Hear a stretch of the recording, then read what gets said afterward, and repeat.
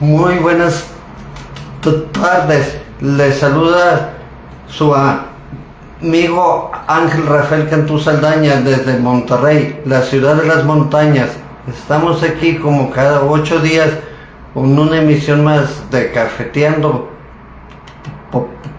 con el licenciado Ángel Cantú.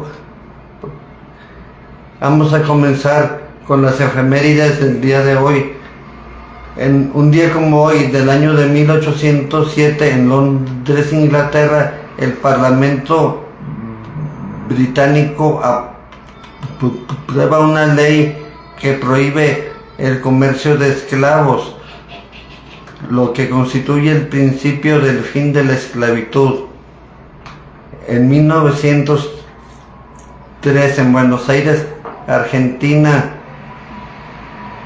el Racing Club se funda en Avellaneda, uno de las máximas instituciones del fútbol argentino, siendo el primer equipo nacional en coronarse campeón. En 1911, en Nueva York, Estados Unidos, el Triangle Shirtwaist, en la fábrica textil se desata un incendio, el cual causa la muerte de 123 costureras y planchadoras y 23 hombres, en su mayoría inmigrantes. En 1942, en Tennessee, Estados Unidos, nace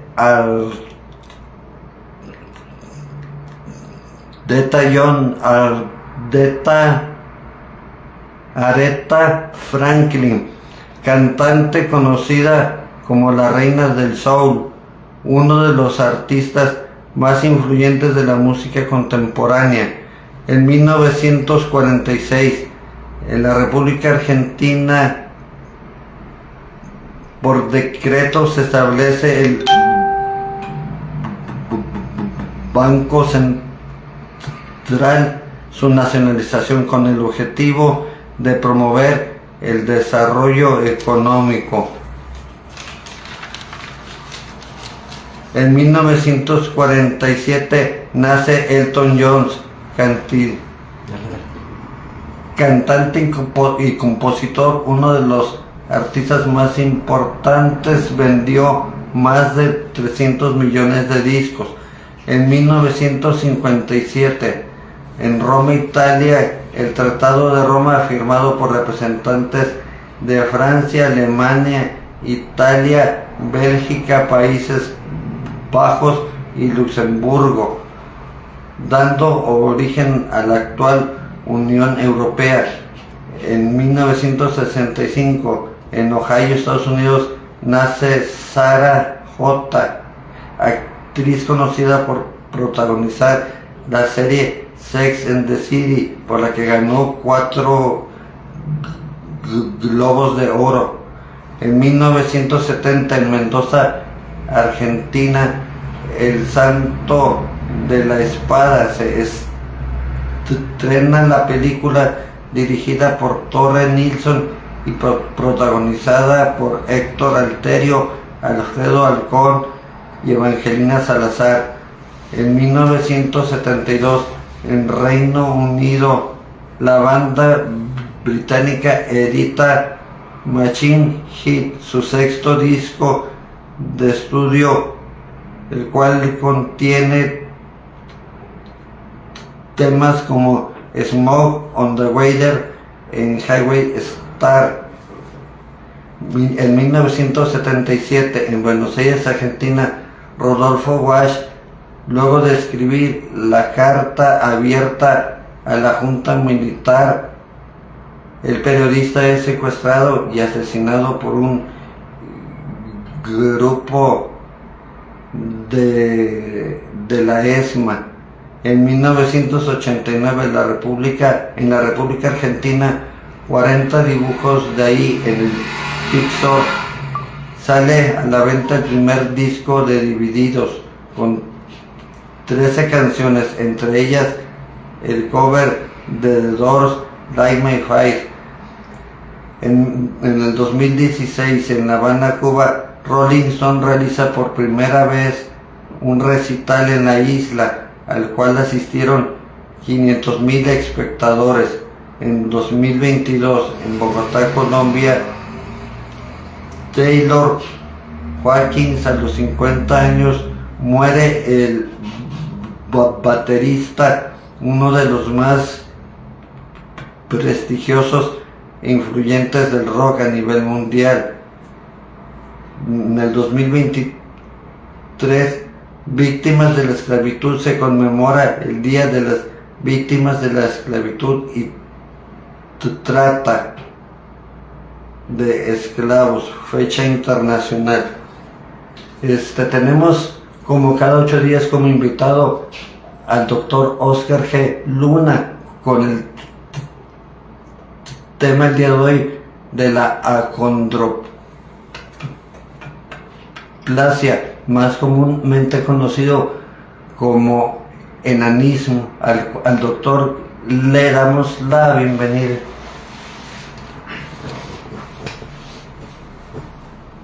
¿Qué tal? ¿Qué tal? Buenas tardes. Si quieres vamos a pasar un poquito más para atrás para poder entrar los dos en cámara y echarnos una platicadita tú y yo. Ahí estamos los dos. Muy bien.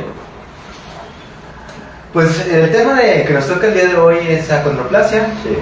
Ya lo habíamos platicado, creo que tienes un testimonio de una persona que vive con esta patología, con esta situación. Es una condición. Para empezar, recordemos que, veamos que la acondroplasia es una condición genética, es un trastorno genético. Aquí sí no hay cuestiones ambientales durante el parto, todo eso, sino es una cuestión meramente genética que lo que hace que las personas no tengan un desarrollo adecuado de sus huesos o de su cuerpo como tal. ¿Qué otra cosa es importante? Es la forma más común de enanismo, más no es la única. Ahorita nos vamos a enfocar a esta, que es la que nos toca el día de hoy, pero sí recordar que hay diferentes formas de enanismo, diferentes causas de esto. Ya sea puede ser un enanismo proporcional o un enanismo no proporcional, que eso lo veríamos en alguna otra ocasión. Como habíamos platicado, como estamos platicando ahorita, es un trastorno genético en donde hay una alteración en una de las enzimas, en uno de los cromosomas, que hace que el desarrollo del hueso, normalmente los huesos, cuando nosotros estamos en desarrollo, en crecimiento, tenemos una parte osificada y una parte de cartílago, que es el que está creciendo y que después se osifica para darnos el desarrollo. Y hay dos sustancias o dos informaciones, una que te dice crece y otra cosa que dice no, ya no es tiempo de crecer. En el caso de este tipo de personas, la parte que dice ya no es tiempo de crecer se desarrolla muy rápidamente. Entonces la orden del cese del desarrollo es prematura, lo que hace que el cartílago de crecimiento se osifique rápidamente y eso hace que no se desarrollen o que no crezcan adecuadamente. Es importante comentar también que la causa de este trastorno genético, la mayor parte de las veces es un desarrollo que se llama de novo.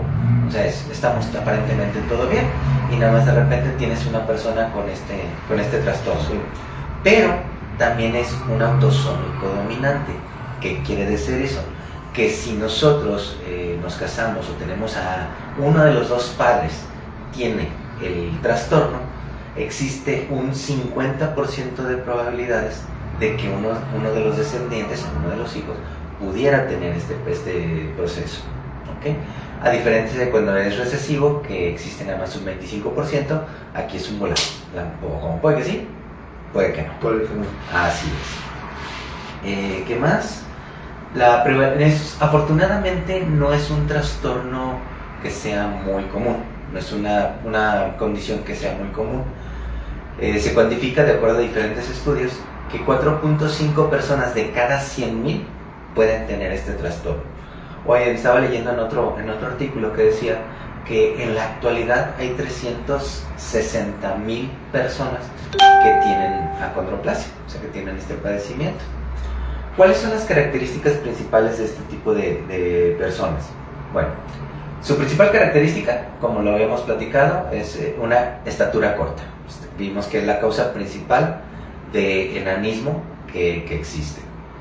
Pero también es que se caracteriza por brazos y por piernas cortas. Los dedos están chiquitos. La cara da la apariencia de que está más grande de lo que es, pero es una cuestión proporcional. O sea, los huesos de la cara sí llegan a crecer de manera hasta cierto punto natural, de manera no ordinaria, sí. Y se ve más grande comparado con el acortamiento tanto de brazos, de piernas y de los dedos. ¿Okay? Otra de las cosas, de las características de este tipo de personas es que la base de la nariz no está más respiradita, sino como que está más chata. Entonces da la apariencia de que tienen más chata la nariz y tienen una frente prominente. Por lo mismo, el crecimiento del desarrollo del cráneo es un poquito mayor comparado con el de los brazos. Otra característica importante es que normalmente, por esa misma falta de desarrollo, tienen alteraciones de la columna. Todos nosotros tenemos ciertas curvaturas de la columna. Si nosotros vemos a la persona de lado, tiene ciertas curvaturas. O si la vemos de frente, pues da la apariencia de que está derechita. Este tipo de personas tienen alteraciones en la columna vertebral, de tal manera que tienen una desviación. Esa desviación se llama escoliosis. Esta escoliosis pues, produce dolores de espalda y limitación funcional en caso muy avanzado. Otra cosa antes de que se me olvide. Este trastorno o esta condición afecta más que nada el desarrollo de la persona, en el desarrollo físico. Físico, nada más. O sea, son personas que tienen una capacidad cognitiva, una capacidad de aprendizaje, una capacidad de desarrollo mental completamente normal como cualquier otra persona. La única diferencia es que su desarrollo físico no fue el adecuado. ¿Okay? Sí, es importante comentarlo.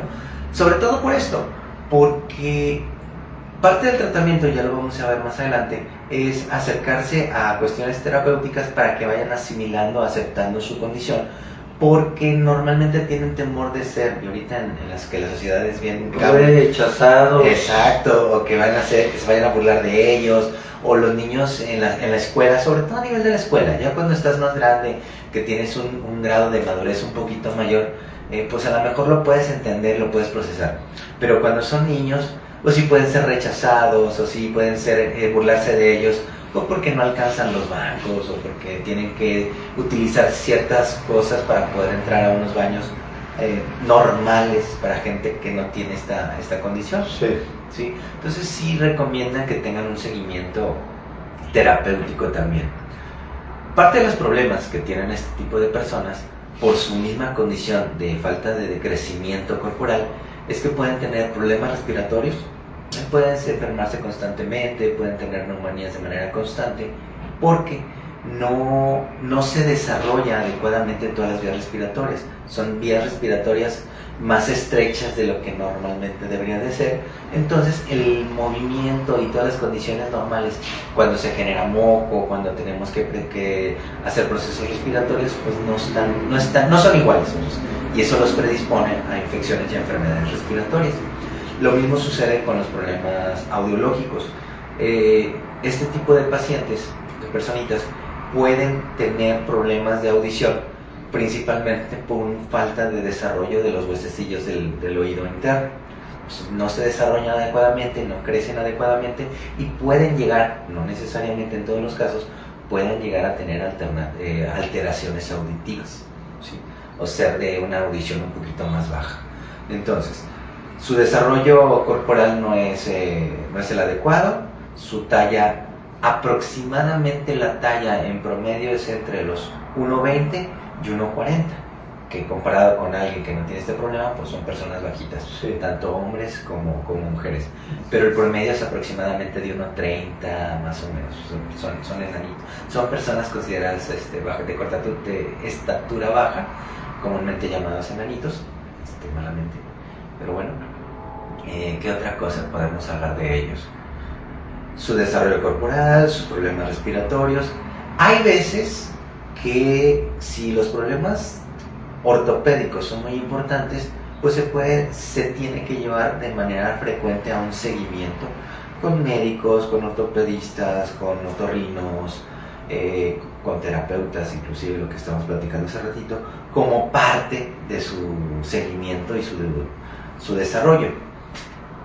Otra cosa importante también, ya hablábamos de que las capacidades cognitivas y de desarrollo neurológico son completamente normales, de la misma manera que el promedio de vida.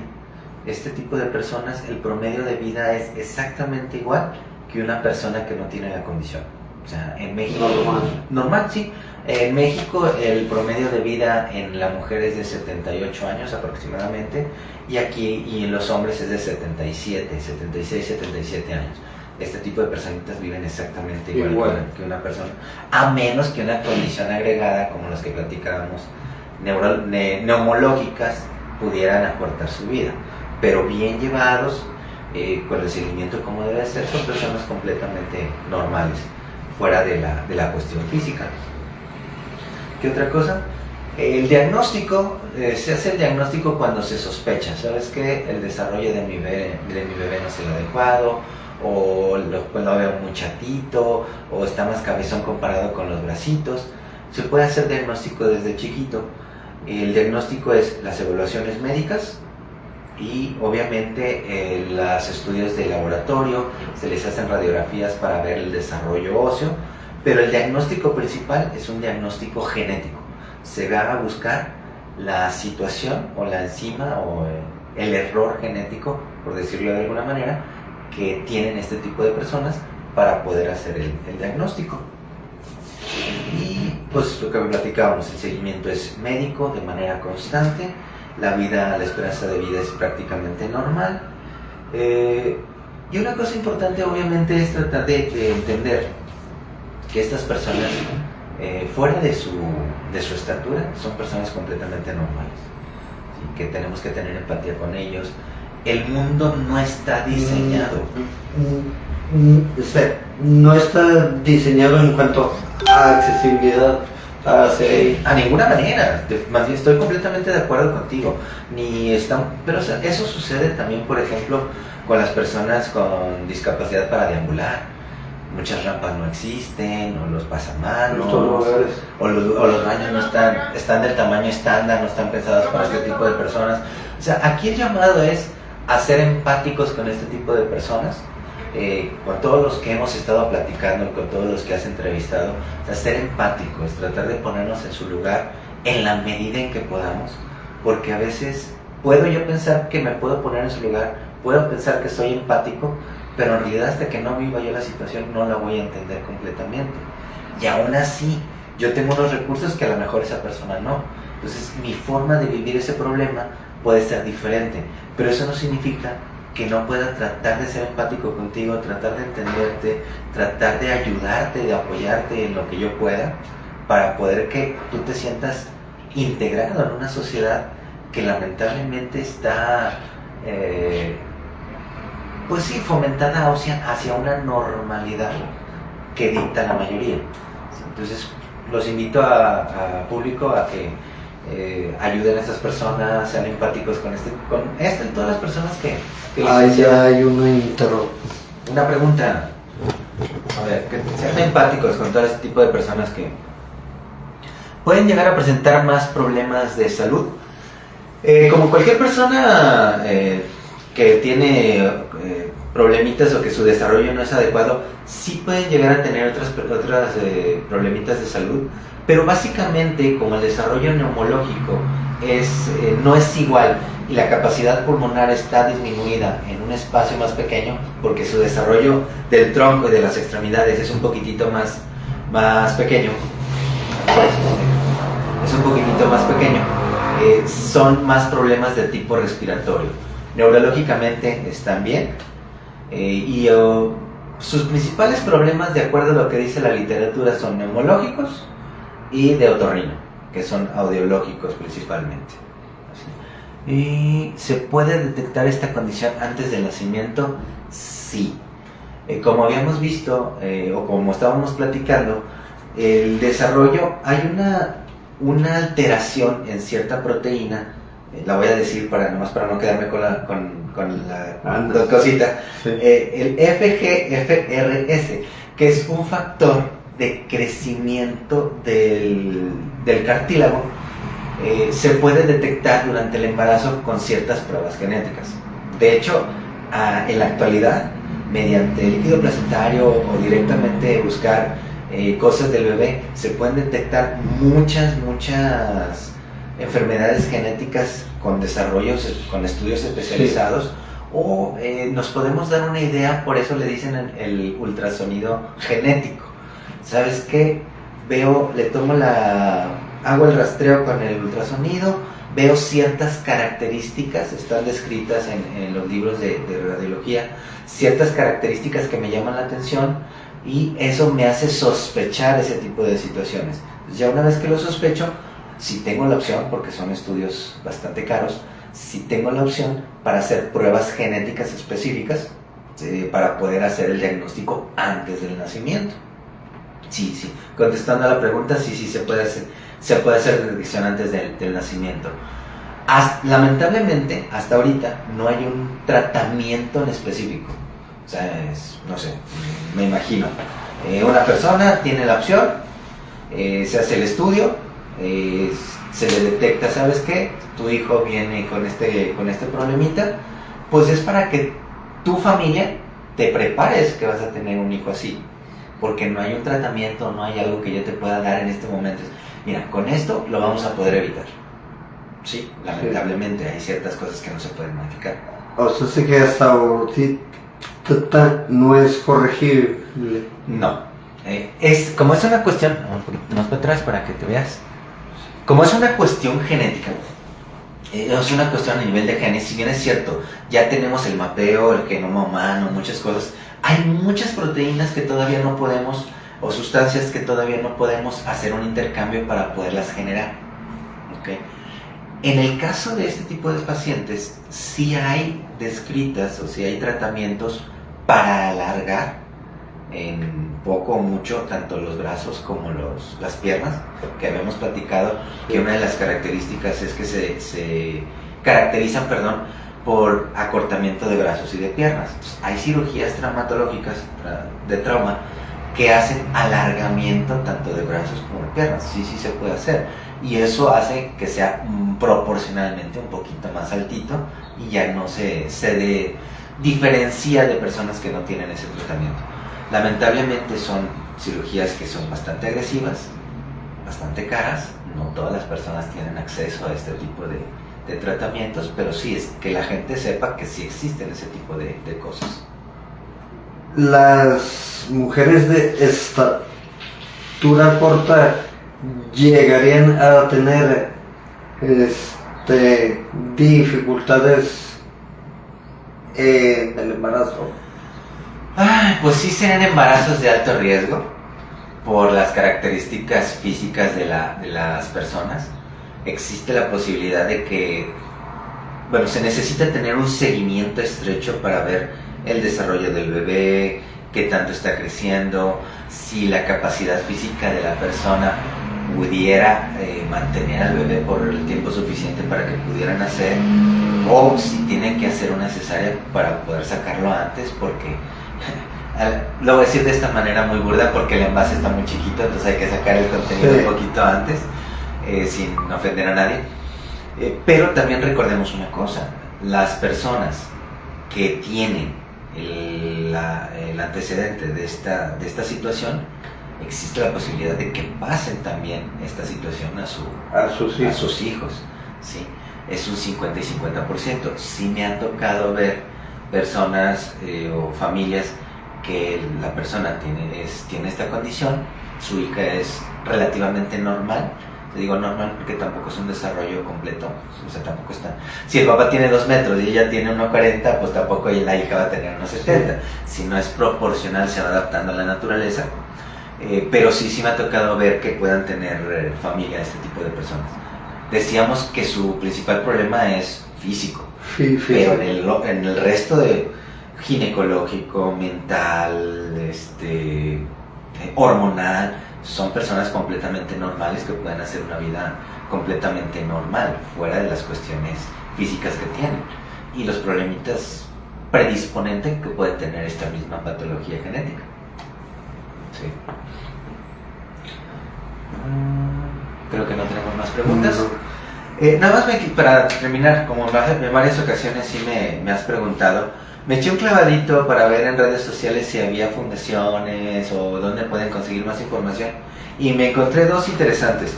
Una es la Fundación Alpe Acondroplasia, es una página europea, y así se pone, Fundación alpe.com, creo que es española, sí. Y hay mucha información en relación a acondroplasia.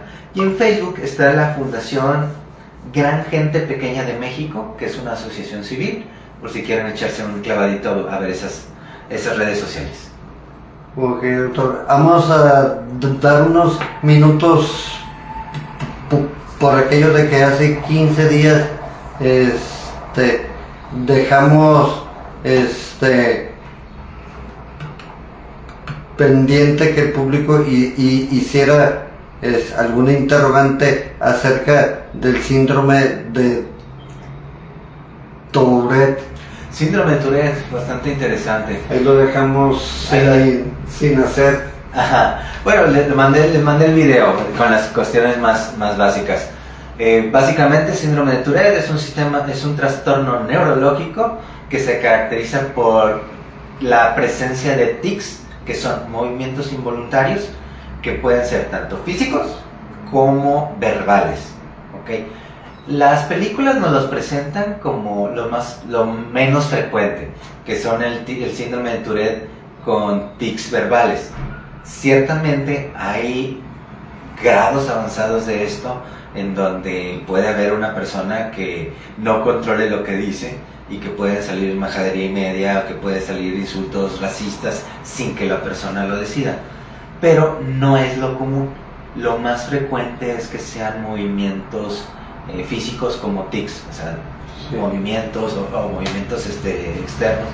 Y una de las cosas que me llamó mucho la atención cuando estaba haciendo esta investigación es que lo están comparando con el TikTok tic, que es una cuestión, el síndrome de Tourette es una cuestión neurológica descrita, pero el TikTok tic es una cuestión que se descarta del síndrome de Tourette, o sea, hay que hacer una evaluación, es una cuestión psiquiátrica, bueno, no psiquiátrica, psicológica, o sea, el tratamiento es completamente diferente.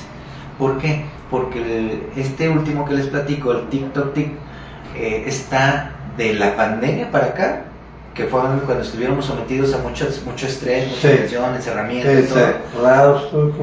Sí, nos encerraron con todo, y las redes sociales.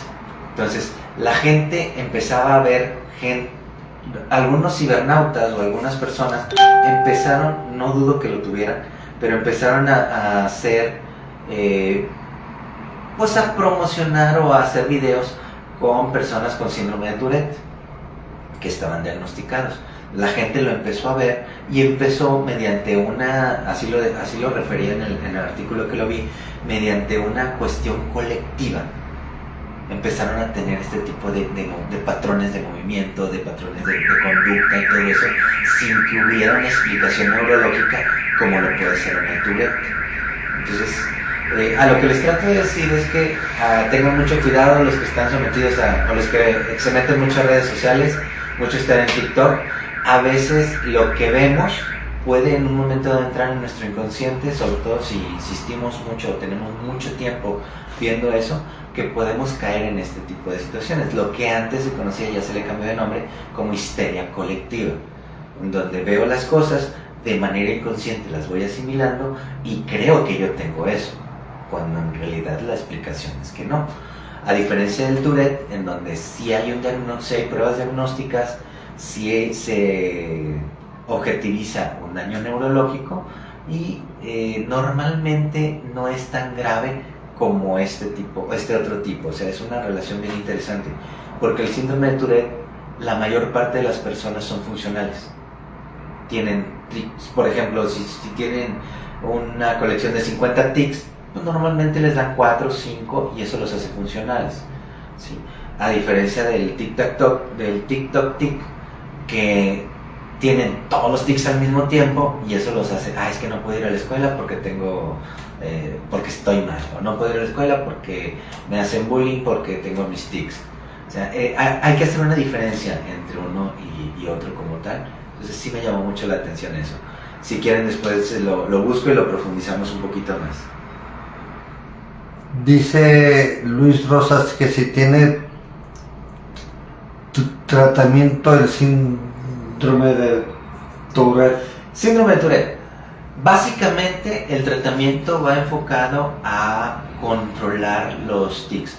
No hay un medicamento. Bueno, el Tourette muchas veces se acompaña de otros síndromes de otras cuestiones neurológicas, como habíamos platicado: trastorno de déficit de atención, trastorno de ansiedad y el trastorno obsesivo compulsivo. Fueron esas tres cosas. Si el paciente o la persona que tiene Tourette tiene aparte sintomatología de este tipo de cuestiones agregadas, sí se le puede dar tratamiento para bajar las revoluciones en el trastorno de déficit de atención, o si está en una situación muy ansiosa, se le da medicamento para disminuir la ansiedad y que al mismo tiempo, al no estar sometido a tanta ansiedad, disminuya la cantidad de tics o la frecuencia de estos. Pero el tratamiento es básicamente terapéutico. Aquí va en una terapia cognitivo-conductual, que es decir, ya sé que tengo este tipo de movimientos o de tipo de cosas, ya me voy conociendo, a hacer cosas para poder tratar de evitar que eso me dé. Sabes que estoy en una conferencia y siento que me estoy poniendo nervioso. Bueno, haz ejercicios de respiración para tratar de disminuir la ansiedad y de esa manera tratar de evitar que las crisis de los tics te den. O sea, es con terapia de conductualismo. ¿Ok? Pues aquí, tanto en la condroplausia y en el síndrome de Tourette, mucha gente los discrimina, les hace. Afortunadamente no son tan frecuentes, ni tanto el Tourette, ni ya habíamos dicho que la condroplasia tampoco. Sin embargo, ciertamente pues están descritos, hay personas que viven, que ese es su día a día, que tienen que estar viviendo con estas condiciones, y como lo platicamos hace ratito, la sociedad a veces no tenemos esa sensibilidad para ser empáticos y tratar de ayudar a las personas que tienen este tipo de condiciones. Afortunadamente también, como todo, hay asociaciones y hay gente como tú que trata de ayudar y hacer un poquito más. Ojalá que poco a poco nos vayamos sumando a tratar de ser más empáticos con el de frente. Ok, doctor, muchísimas gracias por su charla de hoy. Espero que les haya gustado, es un placer. Bueno, nos despedimos de ustedes, esperándolos la siguiente semana.